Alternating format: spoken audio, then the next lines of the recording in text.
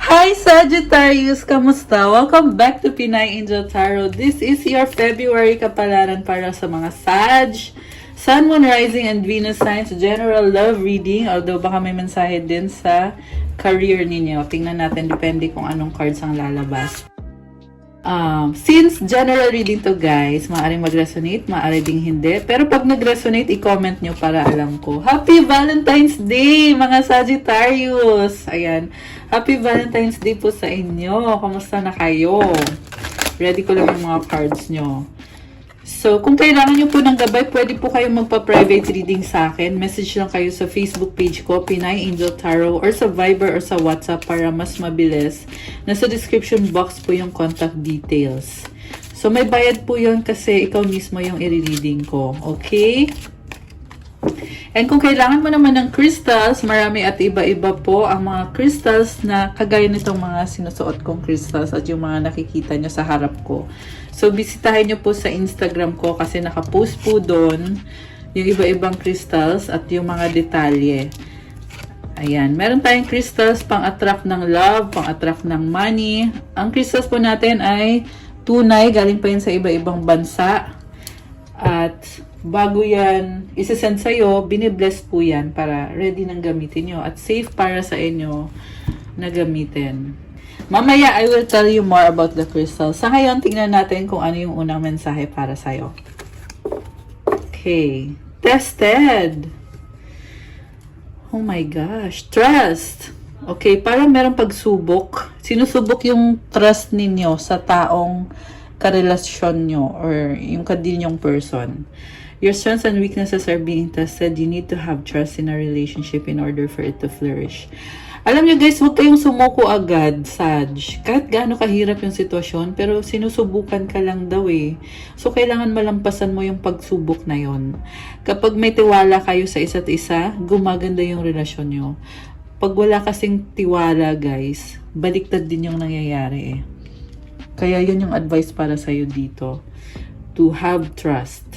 Next card, the thinking woman. So, nakita ko ngayon, parang natuto ka na. May mga lessons learned ka.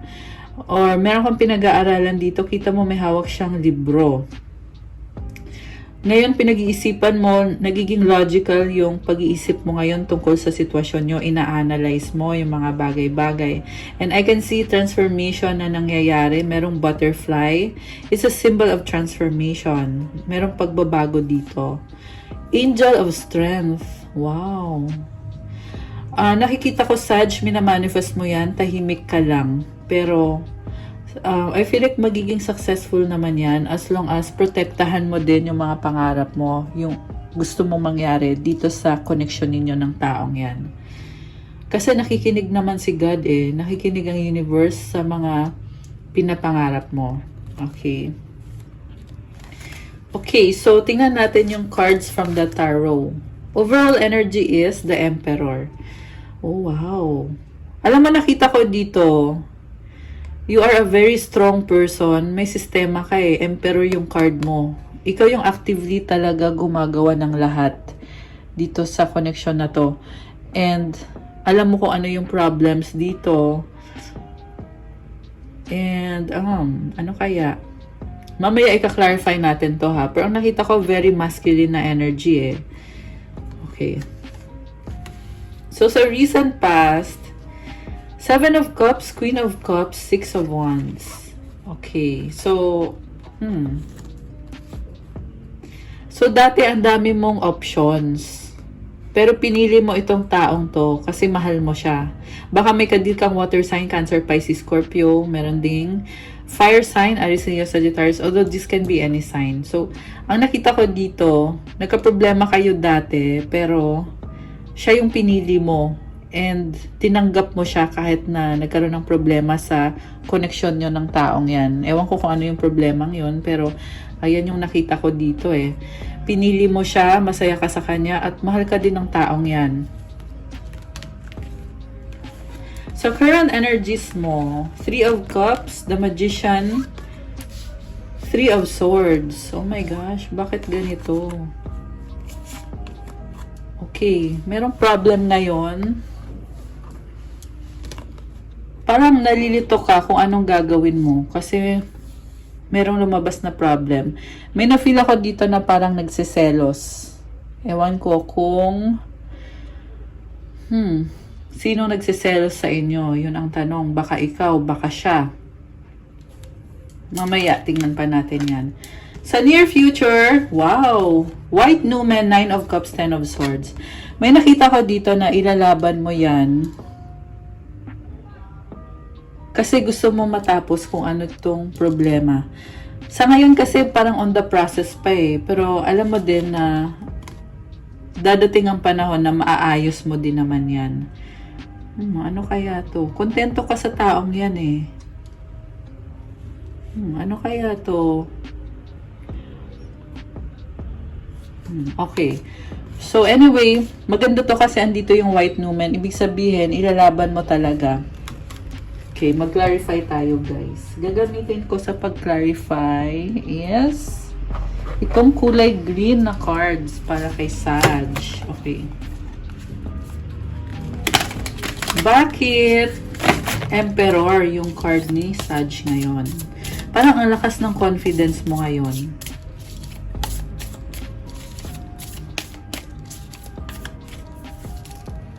Nine of Pentacles, Eight of Wands, Two of Wands. Wow. So, alam mo, you are very independent. Nagbo-bloom ka ngayon, Sag. Naayos mo na yung sarili mo. Ang daming ganap. Pero at the same time, meron kang hinihintay na pagbabago. Kaya pinag-aaralan mo yung sitwasyon, pinag-aaralan mo yung person mo. Kasi ang laki ng pangarap mo. And na-improve mo na yung sarili mo eh. Kaya parang feeling mo, pwede mo nang i-entertain ngayon yung taong yan. Parang may nakita akong travel or communication na paparating. Sa bottom of the deck, tingnan natin. Silipin natin. Ace of Keys. May bago kang idea na gusto mong gawin. Oh my gosh! Bagong simula, the Sun. Oh my gosh, guys. Nakuha mo yung Magnum Opus card. Ang galing naman. So, this is manifestation. Ang sabi lang dito, kung ano yung iniisip mo na gusto mong gawin at gusto mong i-manifest, makukuha mo kung gagawan mo ng paraan. So, this is a new beginning. Nagkaroon ka ng clarity ngayon eh. At ang lakas ng loob mo. Ayan. Grabe ha. Okay, so ngayon, gusto kong itanong is kung ano ba tong problem dito. Although nakita ko, kaya mo naman i-overcome yan kahit ano pa tong problem na lumabas. Queen of Elixir, Six of Cups, Justice. Wow. Nakita ko dito, mahal mo yung taong yan, namimiss mo siya. Emotional ka dito eh. Gusto mo lang naman maging masaya. Gusto mo siyang makasama kasi may mga memories kayo together. Justice, you are strong and parang okay na okay ka ngayon. Feeling ko baka tinalikuran mo to for a while pero ngayon gusto mong bumawi. So, andito din yung King of Talisman, Prince of Talisman. Parang nahiya ka nga lang kung paano mag-sorry or paano mag-reach out sa taong yan. Ngayon gusto kong i-clarify, ano bang feelings sa'yo ng person mo? Anong feelings ng person ni Sag?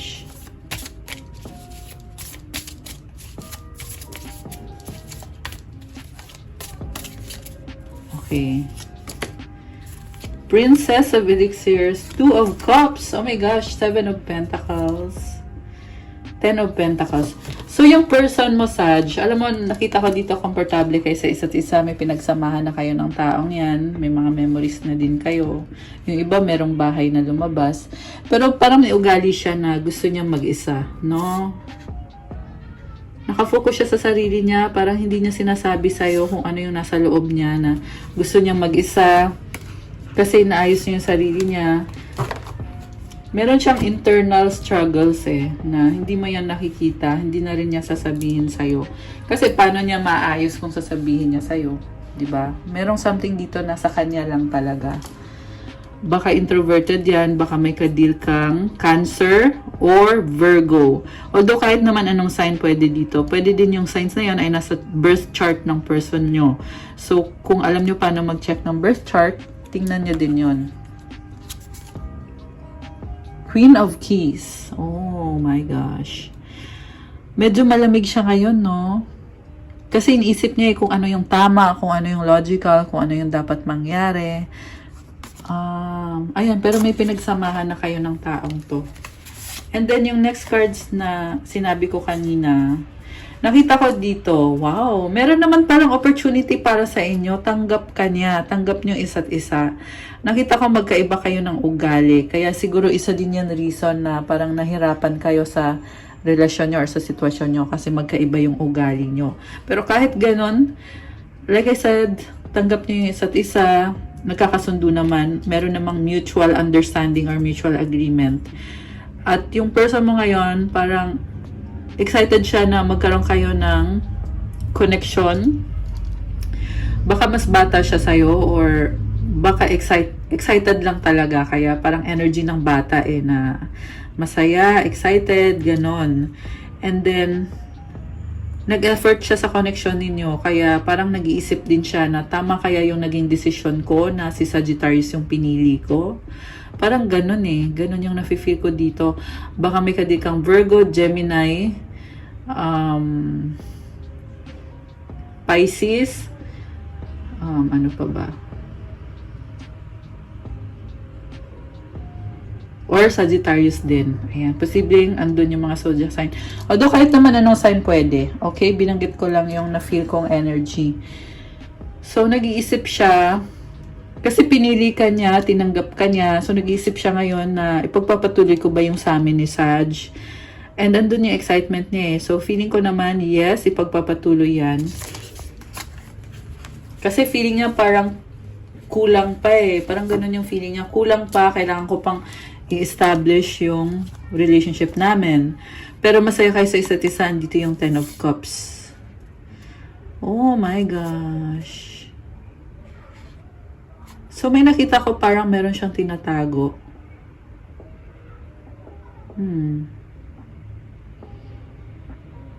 Kasi nga kanina, sabi ko nga gusto niya mag-isa. So, alam mo yung kahit andyan siya, kahit nga magkasama kayo or magkausap kayo ng taong to, meron pa rin ibang bagay na ayaw na sabihin sa'yo. Kasi ayaw niya mag-away kayo. So, inisip niya, hindi ko na to kailangan sabihin.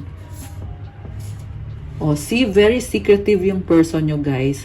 Ang lakas ng energy ng fire sign, Aries, Leo, Sagittarius, meron ding Pisces energy.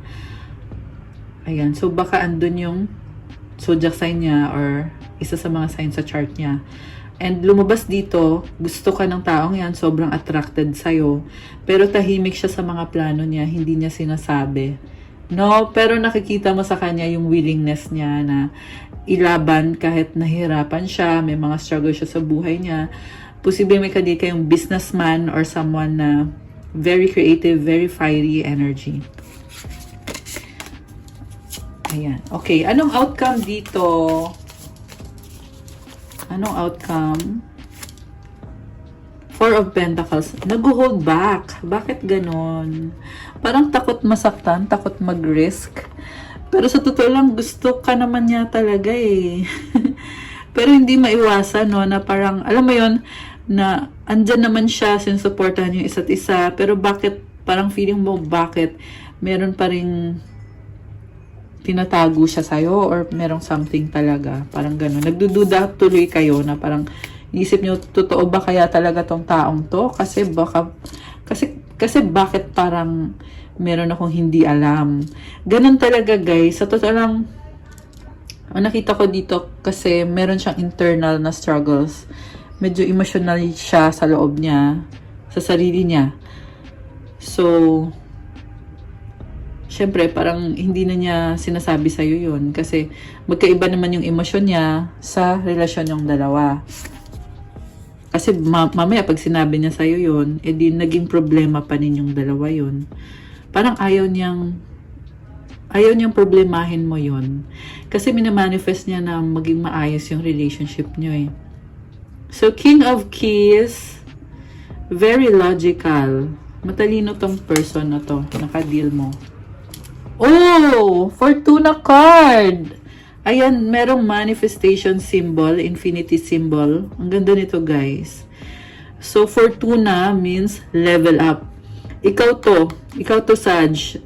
Ito, merong Jupiter energy eh. So, si Sagittarius, Jupiter kasi yung ruling planet. So, Jupiter is about expansion and growth. So, merong malaking pagbabago dito. Positive na pagbabago. Six of Pentacles is about give and take. Wow! Nakakatuwa naman! Ten of Wands. Give and take manifestation. Lumabas din dito parang gusto mong kontrolin kasi gusto mo maayos yung mga bagay-bagay. Kaya tuloy parang napipressure ka. Pero sa totoo lang, alam mo sa sarili mo na kayang-kaya mo yan. Kaya malakas ang loob mo. Yung nga lang, hindi mo rin maiwasan na mag-isip. Medyo nasistress ka kakaisip. Pero kaya mo iniisip kasi gusto mo na kontrolin kasi gusto mong maging maayos. Kasi alam mo na pag ikaw yung nagplano, makukuha mo talaga. Again, lumabas dito yung manifestation symbol. Yung infinity symbol, I mean. Oh my gosh! The Lovers! Magician and the Lovers. Alam mo, may nakita ko dito malaking desisyon, pero nahirapan ka sa desisyon mo. Andito yung Five of Pentacles eh. Alam mo yung parang pakiramdam mo na pinili mo yung taong yan, pero pakiramdam mo, ang laki ng risk na ginagawa mo. Parang iniisip mo na baka posibleng masaktan ka. Alam mo yon. Kasi malaking risk to eh. Pero ang masasabi ko lang naman sa'yo, Sag, okay lang yan kung meron kang konting doubt. Okay lang yan. Ang mahalaga, ima-manifest mo siya. Kasi ang ganda ng cards mo eh. At alam ko makukuha mo to. Ayan. Oh my gosh! Na-excite tuloy ako. Ang ganda naman ng energy ng mga Sag. Ayun. Merong fear lang din talaga, no? Fear. Ayan. Iniisip mo kasi yung mga posibilidad eh. Kaya, merong fear. Ayan. Pag natakot ka na, umaatras ka. Pag natakot si Sag, umaatras bigla, nagbabago isip. Okay. Anong outcome dito? Alam mo kasi sobra mong mahal yan eh. Yung iba nga sa inyo guys, soulmate mo yung taong yan. Kaya parang hindi mo may paliwanag, pero parang minamagnet kayo sa isa't isa. Ayan, na-feel ko dito yung iba ay mag-soulmate, kaya ganun. Hindi mo ma-explain yan, pero yung energy andun. Okay, anong outcome para kay Sag? Okay, oh my gosh, death. Nakakaloka. So, death is symbol of transformation. Feeling ko pag ito, pag umatras ka, ito. So, death is also symbol of change. Kaya okay lang yun, guys. Alam mo, may na-feel ako dito na indecisive or hindi pa talaga makapag-desisyon kasi nga takot niyang masaktan. Okay. The Oracle, Seven of Wands. Kasi nagsiset ka ng boundaries eh. Parang sasabi mo dito, may limit din sa pasensya na pwede mong ibigay sa taong yan. Ayan ang sabi dito. Okay? Okay. Very idealistic kasi si Sag eh. Kumbaga, simple ka lang pero ang taas ng standards mo. Sa totoo lang. Kaya hindi ka mapipilit ng taong yan. O kaya pala Emperor kanina. 'Di ba? Ito yung overall energy mo eh, Emperor. Si Emperor kasi may sistema yan. So parang sinasabi mo sa kanya, ako dapat masusunod. Kung hindi ako masusunod, ayoko na. Parang ganun yung nakita ko dito. May nakita din ako dito na parang init ng ulo. So siguro guys, medyo kalma lang. Year of the Dragon na ngayon, kaya ang daming mainit ang ulo. Kung napapansin nyo, malamang meron na kayong nakakausap lately na galit or mabilis uminit yung ulo. Or baka ikaw mismo, Sag. Okay? So pag ganon, huwag niyong patulan. Okay? Kung ikaw naman yon, mag-deep breathing ka muna. Okay? Para ma-release mo yung mabigat na energy or yung galit. i-transmute mo yung energy na yon, gawin mong positive. Okay, yun yung advice ko sa'yo. May nakita kong confrontation, guys, eh. Ayan, pero andun yung takot. Okay, kukuha ko ulit kayo ng outcome cards. Anong outcome dito kay Sag at sa person niya? Queen of Talismans, the Universe, the Seeker. Wow! Ang ganda naman! So, ikaw ulit, kita mo yan, oh. Symbol ng Sagittarius to, eh. Alam mo, ayan, oh, bow and arrow. Alam mo kung bakit ganyan? Kasi long term kasi yung iniisip mo. Pag sinabing long term, gagawan mo ng paraan ngayon kasi iniisip mo na yung sa future, eh, na ito yung gusto mong mangyari sa buhay mo sa future. Ito yung gusto mong i-manifest para sa future. Nakita ko very practical ka. Andito din yung universe card. Wow, ang ganda naman ito. May dalawang manifestation symbol ulit. Alam mo, Sag, wala akong masabi. Yung manifestation mo ngayon, pinapakinggan ni universe. Kaya, laban lang. Okay? And Queen of Talisman, nagbo-bloom ka, especially sa finances mo at sa stability mo. Ang ganda ng vibe mo. Meron kang bagong cycle dito na nakita ko, eh. Dito sa universe card. At sa cycle na yan, ikaw yung magkocontrol, very independent. At the same time, nakita ko kung paano ka magmahal, very loving, maalaga ka, very nurturing. And itong Seeker card, para kang meron kang in-explore or ano bang term doon? Meron kang journey or meron kang, yun nga, explorer kasi din si Sagittarius, eh. So, yung in-explore mo na yan, happiness mo yan, at things will work out in your favor. I feel na sinusuportahan ka ng universe. Merong balance yung moon and sun energies mo. So, balance between intuition and action. Clarity in your emotions and in your mind. Ayan. At saka may mga stars. Oh, ito din may mga stars. Very divinely connected ka ngayon. Nagmamanifest talaga yung mga iniisip mo, Sag. So guys, ang masasabi ko lang, Sag, kung ano man yung maging desisyon mo, kung ilalaban mo ba yung connection na yan, kasi nahirapan ka din sa taong yan, eh. Siyempre may sistema ka, eh. 'Di ba? Kung ano man yung ima-manifest mo, susuportahan at tutulungan ka ng universe. Malaking desisyon ang gagawin mo, kaya take your time. Huwag magmadali masyado. Make sure na kung ano man yung magiging desisyon mo, hindi mo pagsisisihan, 'di ba? Anong advice para kay Sag? Oh my gosh, ito na nga, oh, doubt. Lumabas talaga, eh. Oo.